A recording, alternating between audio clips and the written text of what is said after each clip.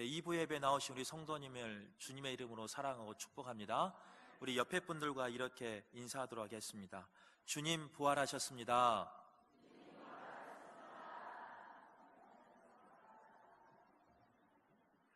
네, 주님의 부활을 믿는 우리 성도님들 되시기를 간절히 바랍니다. 우리 권사님 죄송한데 저기 환영합니다 이렇게 조금만 비틀어 주시면 감사하겠습니다. 우리 집사님 얼굴이 안 보여서요. 저 뒤에 조금만 더 비틀어 주시면 예, 감사합니다. 네, 한 분이라도 얼굴을 봐야죠. 또 특별히 부활주일 날 이렇게 하얀 또 한복을 입고 부활절을 기념하러 우리 나오신 우리 성도님들에게 하나님의 은혜가 더욱 있기를 바랍니다. 이제 한복을 입고 나오는 게 쉬운 건 아니에요. 거추장스럽고 또 힘들고 또 남보기에 때로는 남사스럽게 보일 때가 있습니다. 그런데 부활주일 날 옛 우리 선조들은 하얀 옷을 입으며 부활절을 기념했었습니다. 오늘 특별히 하얀 우리 한복을 입고 하얀 옷을 입고 나오신 우리 성도님들에게 은혜가 있기를 간절히 바라겠습니다. 또 이러면 이제 서운해요. 안 입고 오신 분들은. 동일한 은혜가 있기를 바라겠습니다. 참 목사가 힘들어요. 네.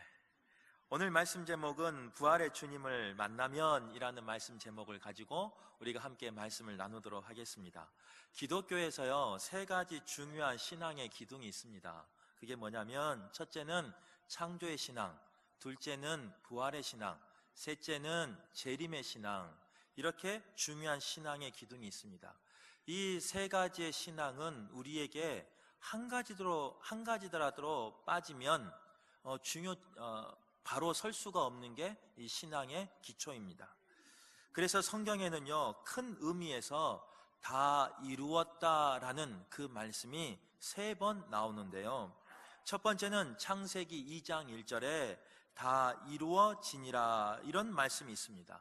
이는 하나님께서 천지를 창조하시고 안식에 들어가기 전에 모든 만물 가운데 다 이루었다라는 그 창조의 신앙을 고백한 구절입니다. 또 요한복음 19장 30절에 보면요 우리가 너무나 잘 아는 말씀이죠. 다 이루었다. 예수님께서 십자가에서 우리의 죄를 대속하기 위해서 그 십자가를 지고 십자가에서 피 흘리심으로 마지막 하신 말씀이 다 이루었다라는 말씀입니다. 죄를 사해 주셨고 그 죄의 사함 때문에 이제는 우리에게 부활의 신앙이, 부활의 믿음이 있기를 바라는 마음으로 선포하신 말씀입니다. 이것이 바로 부활의 신앙이죠.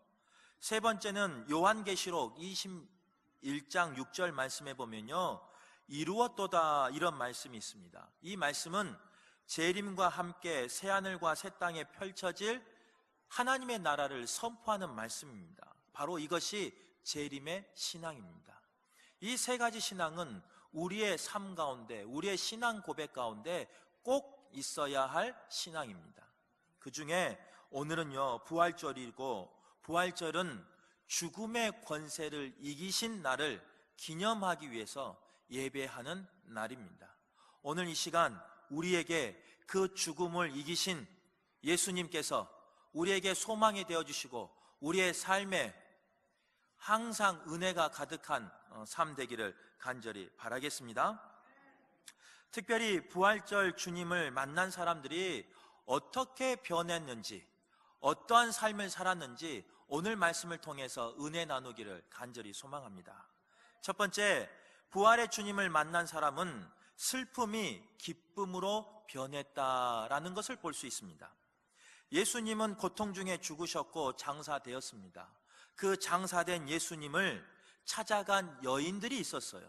그 여인들의 이름은 막달라 마리아와 다른 마리아라고 오늘 새벽에 우리가 말씀을 나누었잖아요.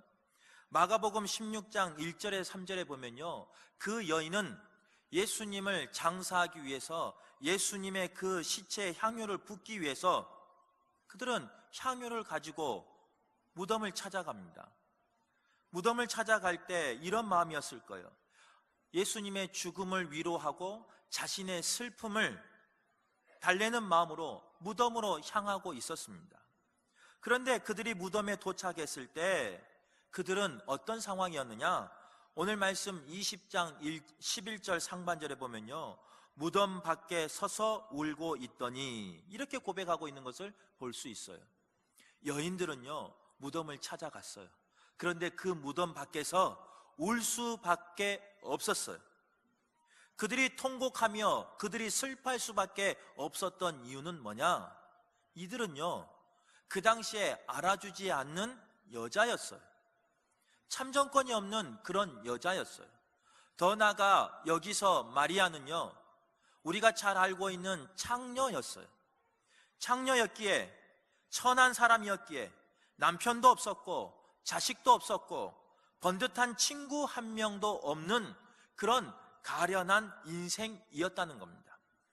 그런데 주님께서는요, 그런 가련한 인생 가운데, 힘없는 여인 가운데 때로는 위로자가 되어주시며, 때로는 친구가 되어주시며, 때로는 자신의 죄를 변호해 주시는 분이 되어주셨고, 때로는 아무도 자기와 함께하기 싫어했는데 주님은 함께하며 밥을 나누며 그들과 생활했다는 거예요. 그런데 그 예수님을 잃어버렸어요. 그 예수님이 죽었어요. 그 예수님이 십자가에 못 박혀 피 흘려서 죽었어요. 그리고 그 예수님이 저 먼 반치에 있는 저 무덤에 묻혀 있어요. 이 여인들은 슬퍼할 수밖에 없었어요. 왜냐? 자기를 이해하고 자기를 공감해주고 자기를 받아주었던 예수님이 이 세상에서 떠났다라는 그 생각 때문에 슬픔을 감출 수가 없었어요. 오늘 여기서는 눈물을 흘렸다 이렇게 나오지만요, 원어의 원뜻을 보면 통곡했다라는 뜻이 더 맞습니다. 내 사랑하는 가족이 죽은 것처럼, 내 사랑하는 가족이 이제 더 이상 볼 수 없는 것처럼 통곡하고 있는 그 여인들의 모습이었다는 거예요. 그런데 그 무덤에 보니까요, 그 무덤에 가까이 가보니까 무덤 문이 열려 있네요. 그런데 그 무덤 속에 보니까 천사가 있네요. 예수님은 간 곳도 없고 천사가 있는 거예요. 그런데 그때 누가 나타나시냐? 부활하신 예수님이 나타나셔서요, 그 마리아를 부릅니다. 마리아야, 이렇게 부릅니다. 그러면서 자신을 나타내십니다. 그 순간 그 여인들은 그동안 있었던 모든 슬픔과 모든 애통이 기쁨으로 바뀌는 순간이었어요. 그 이유가 뭐냐면요, 이제 예전에 나의 친구가 되어주시며 나를 변호해 주시며 나와 함께 식사를 하며 나의 위로자 되어주신 주님이 부활하셔서 지금도 나와 함께 하실 것이고 앞으로도 나와 함께 하실 것이라는 그 믿음 때문에 그들은 슬픔에서 기쁨으로 바뀔 수 있었던 거예요.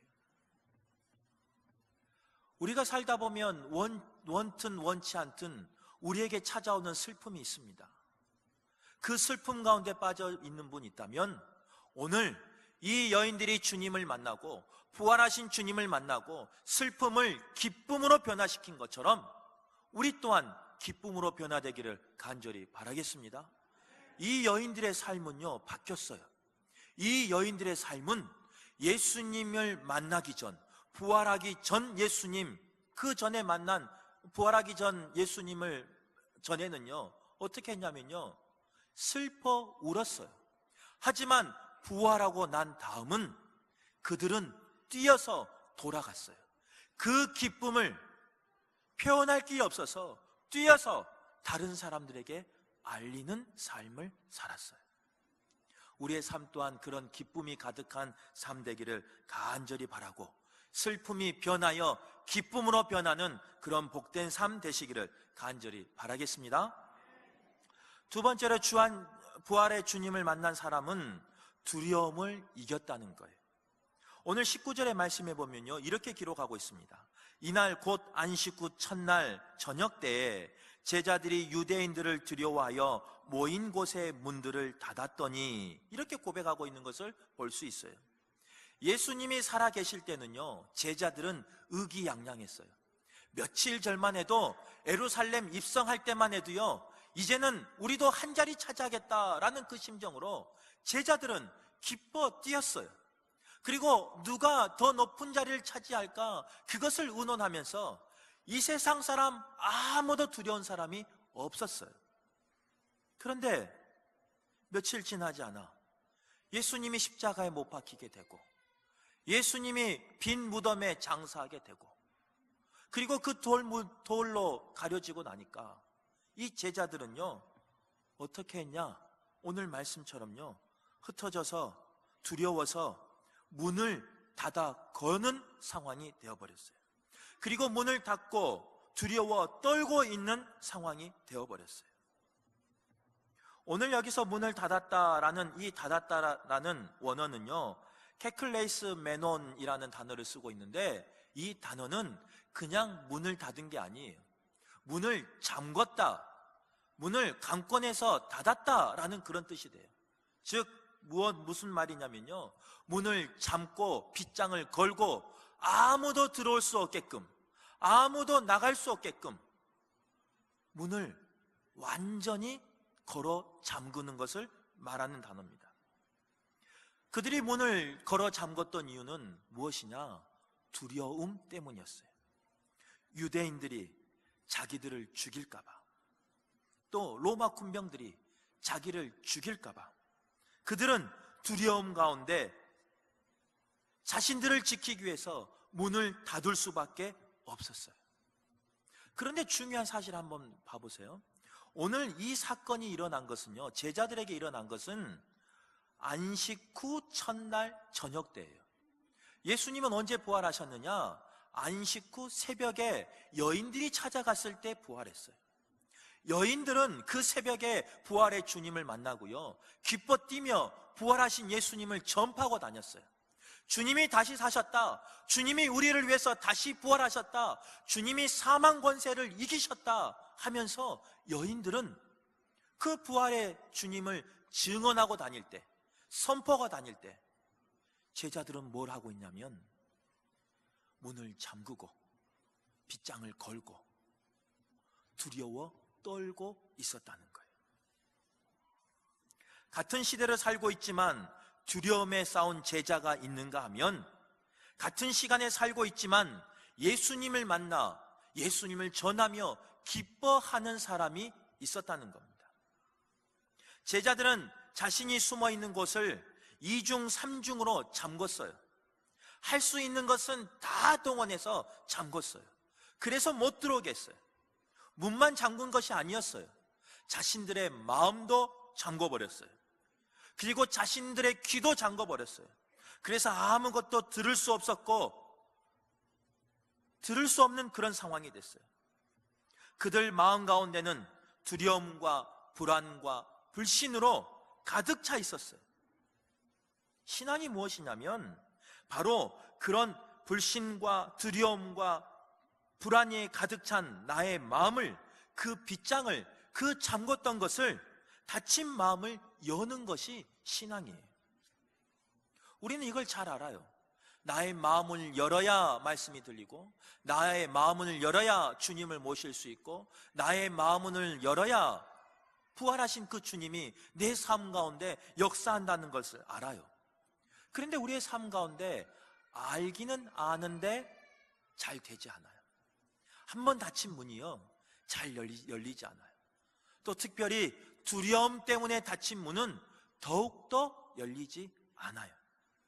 그래서 밖은요, 빛 대신 주님이 찬란하게 빛나고 있는데 정오의 빛처럼 우리에게 은혜 주기를 원하며 축복 주기를 원하며 우리를 기다리고 있는데, 내 마음 문은, 내 마음의 빗장은 꽉꽉 닫아서 그 빛도 못 들어오게 닫아버릴 때가 있다는 거예요. 그래서 우리의 문이요, 우리의 마음의 문이, 신앙의 문이 닫혀 있어서 어둠뿐일 때가 있어요. 중요한 사실은 오늘 말씀 19절에 보면 그런 어둠 가운데, 그런 두려움 가운데 누가 찾아오시느냐? 부활하신 주님이 제자들에게 찾아오신다는 거예요. 이때 예수님께서 나타나서 제자들에게 뭐라고 말하냐면 너희에게 평강이 있을지어다 라고 이렇게 말씀하십니다. 그리고 20절 말씀에 보면 손과 옆구리를 보여주니 제자들이 기뻐하였다라고 말씀하고 있는 것을 볼 수 있어요.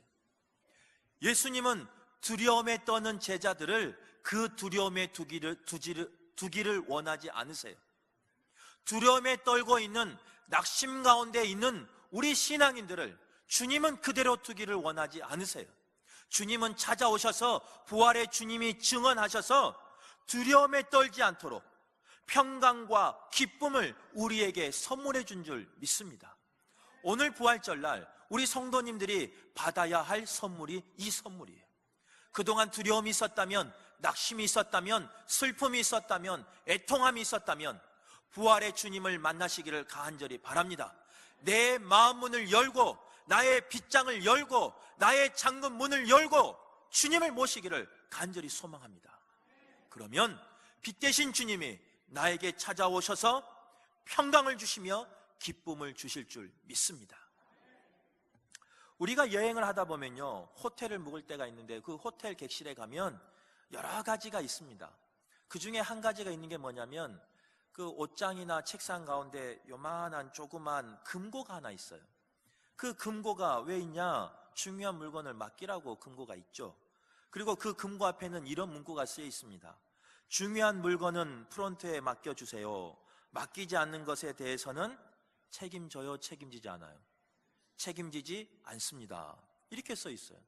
저는 그 숙박할 때마다 그게 좀 이상해요. 왜 이상하냐면 금고를 만들어 놨으면 여기다 넣으면 되지 뭐 하려고 프론트에 중요한 걸 맡기래. 금고는 중요한 것을 맡기는 거예요.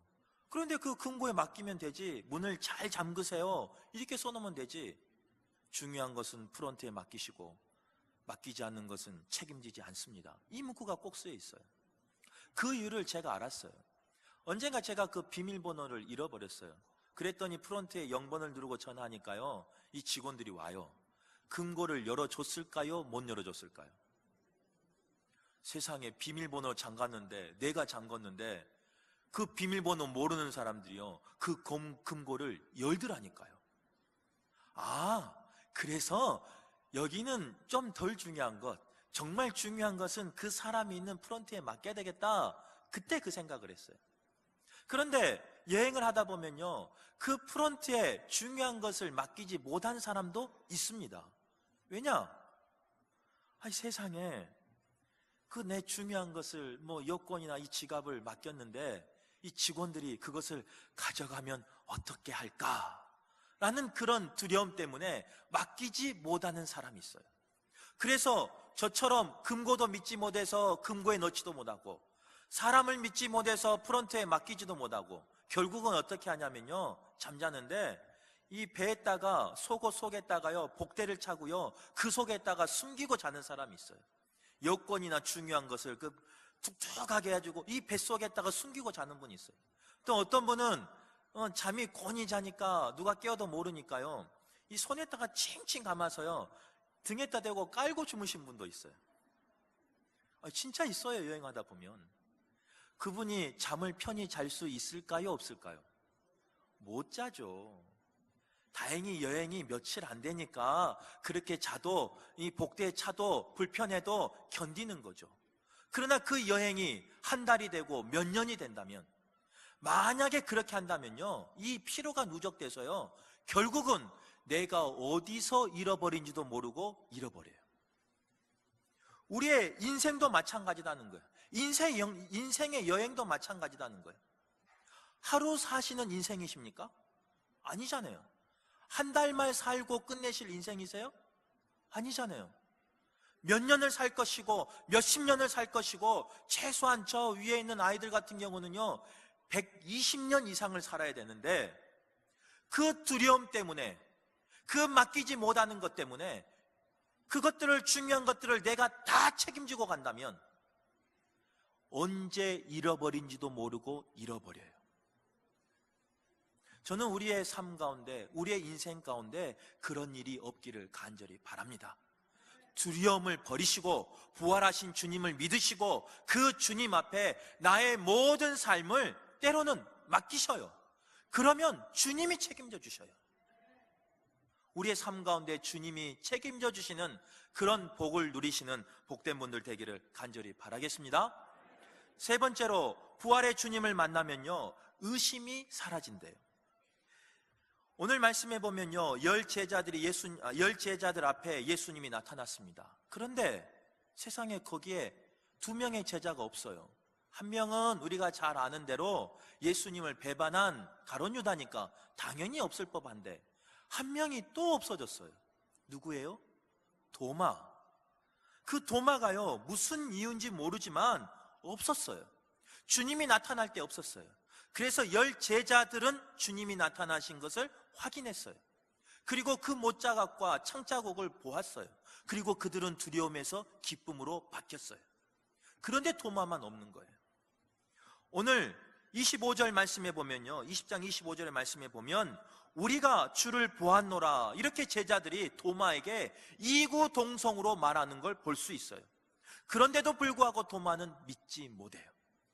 반드시 내가 봐야 되겠다, 내가 만져봐야 되겠다, 그래야 믿을 수 있겠다라고 말해요. 저 같으면요, 제가 주님이면 애끼 이놈아, 한 번 보여줬으면 됐지 또 보여달라 그러냐 하면서 혼냈을 거예요. 그런데 주님은 이 도마에게, 이 믿음 없는 도마에게 어떻게 하시느냐? 찾아와 주셔요. 그리고 옆구리와 그 손을 만져보게 하셔요. 그랬더니 도마가 뭐라고 고백하느냐? 나의 주님이시여 나의 하나님이시니다 라는 그 고백을 합니다. 도마뿐만 아니라 그 제자들이 그 주님의 그 확실한 증거를 보며 부활하신 주님을 만나고 나니까 그들은 자신 삶 가운데 의심을 버리고 이제는 확신에 차서 세상에 나아가는 그런 제자로 변합니다. 우리도 부활의 주님의 말씀을 통해서, 부활의 주님을 말씀을 통해서 만날 수 있기를 간절히 바랍니다. 부활의 주님을 매일 매순간 만나서 동행하시는 분 되시기를 간절히 바랍니다. 우리의 사방이 우겨쌈을 당해도 우리가 절대로 절망하지 않을 이유는 뭐냐? 부활의 주님이 우리와 함께 하신다. 우리가 답답한 일을 당해도 낙심하지 않을 이유는 뭐냐? 부활의 주님이 우리와 동행하신다라는 그 믿음 때문입니다. 우리가 핍박당하고 우리가 거꾸러짐을 당하여도 우리가 감당할 수 있는 것은 무엇이냐? 부활하신 주님이 우리의 위로자가 되어주시며 우리를 세워주시기 때문입니다. 이 놀라운 사실을 우리가 경험하시기를 바라고, 우리가 고백하시기를 바라고, 우리 가운데 체험이 있는 신앙 되시기를 간절히 바라겠습니다. 일부 예배 때 제가 이런 이야기 했는데요, 오늘 저도 부활의 하나님을, 부활의 주님을 정말로 경험했습니다.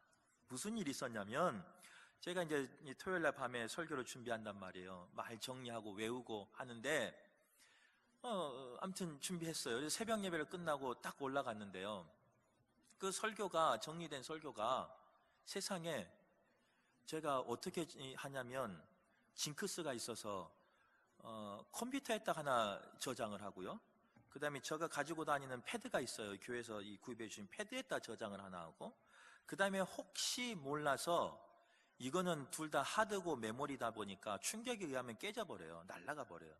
그래서 어디다 저장하냐면 인터넷 가상 공간의 웹상에다가 저장을 합니다. 이게 3군데에 저장을 해요. 그런데 오늘 아침에 무슨 일이 있었냐? 그 설교가 다 날아가 버린 거예요.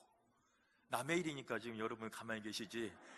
주일날 설교를 이제 1시간 있으면 일부 예배가 시작되고 우리 성도님들이 눈을 초롱초롱 저만 바라보고 있는데 설교 원고가 날아가 봐요. 얼마나 답답한지. 그래서 설마 인터넷은 안 날아가겠지. 인터넷을 켜보니까요, 원고가 있긴 있어요. 그 제목이 그대로 있어요. 그런데 주보에 실린 그 요약된 것만 저장이 잘못된 거예요. 패드가 켜져야 되는데 패드는 안 켜지고 고장난 상태로 있고, 다른 패드는 안 가져오고, 얼마나 답답해요. 그래서 이제 그 시간, 1시간 동안 어떻게 했냐면, 어떡해요? 하다 안 되는데. 열심히 이제 외운 걸 가지고 그걸 가지고 썼죠. 타이핑을 해갔죠. 그 타이핑을 해서 하는데 7시 20분 되면 일부 찬양대 기도하고 같이 이제 등단을 해야 되는데, 아이 세상에 그것도 모르고 계속 하고 있었던 거예요. 얼마나 급했으면, 제 심정이 얼마나 정말 급하겠으면 시간 간 줄도 모르고 계속 하고 있는 거예요. 오죽했으면 우리 김현미 목사님이 노크를 하시더라고요. 똑똑똑. 목사님 갈 시간이야. 아차 해서 프린트를 하는데, 아이 세상에 프린터도 안 돼요. 한 번을 했는데 걸려요, 용지가. 아니 그럴 수 있지. 또 한 번 했어요. 또 걸려요. 아 그래, 한국 사람은 삼세판이다. 주님도 성부, 성자, 성령이신데 한 번 더 하리라. 목사님은 밖에서 기다리고 있고, 시간은 20분이 넘어서 이제는 늦을 것 같고, 한 번 더 눌렀어요. 됐을까요? 안 됐을까요? 안 됐어요. 안 됐는데 어떡해요. 이제 시간은 되는데 더 이상 가면 목사가 예배 시간에 지각하게 됐는데, 그래서 저도 그냥 내려갔어요. 내려갔는데 하나님께서 어떤 마음을 주셨느냐, 우리 성도님들을 기억하시는지 모르는데 저한테 징크스가 있어요. 중요할 때 꼭 설교 원고를 안 가져가는. 10년 전쯤에 제가 부목사로 우리 교회에 왔습니다. 그때 첫 설교 기억나세요? 모르죠. 저도 모르는데 어떻게 기억나세요? 근데 저는 기억나는 거 하나 있어요. 그 첫 설교 때 설교 원고 못 가지고 올라왔어요. 사무실에 두고 성경책만 털레털레 들고 원고 없이 그날도 올라왔어요. 근데 저에게 어떤 고백이 있냐면, 그럼에도 불구하고 하나님이 은혜 주실 것이다 라는 믿음이 있었어요. 그래서 일부 예배 올라갔는데, 올라가면서 물론 부탁은 했죠. 목사님, 부목사님한테 저 바탕화면에 있으니까 좀 해서, 내 방은 프린터가 안 되니까 우리 목사님 방에서 프린터로 좀 해서 좀 갖다 주세요. 다행히 갖다 주셨어요. 그래서 이렇게 설교하고 있는 거예요. 그래서 오늘은 패드가 아니고 이렇게 종이 이렇게 잘라서 지금 하고 있어요.